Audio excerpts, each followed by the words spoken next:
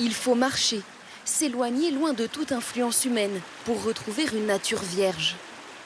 Super, on est à 40 cm et demi. Donc là maintenant, tu peux enlever et descendre.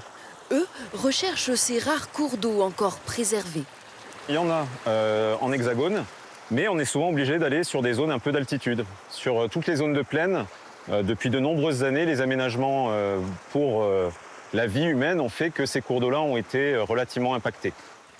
Pente, largeur, profondeur. Le cours d'eau est minutieusement ausculté sur une portion bien précise. Pour des cours d'eau où on est de l'ordre du mètre, pour éviter d'avoir des longueurs de station qui sont trop faibles, on va quand même prévoir une longueur minimale de 30 mètres pour avoir un ensemble de succession d'habitats, de faciès. C'est un travail de fourmi que mènent ces ingénieurs. Un travail de longue haleine, entamé il y a 2 ans déjà, mais les enjeux sont à la hauteur de la patience. C'est grâce à eux que plus en aval, on a de l'eau en quantité et en qualité. Ceux qui sont dégradés, l'objectif, ça va être de les restaurer pour restaurer donc les milieux, la biodiversité, mais aussi toutes les fonctions que ces milieux apportent, notamment à l'être humain.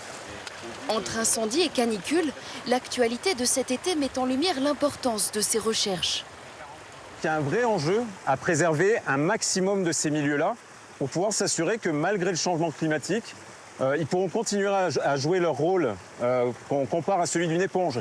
C'est-à-dire que quand il y a beaucoup d'eau qui arrive, quand il y a de la pluie, ils vont stocker cette eau. Et quand il y aura un peu moins d'eau, typiquement aujourd'hui, là on est dans des moments où il y a un peu de canicule, un peu de sécheresse, ils vont la restituer, mais de façon progressive. Eux vont passer une semaine au chevet des cours d'eau des Alpes. En France, ces petits ruisseaux alimentent jusqu'à 70% de nos grandes rivières.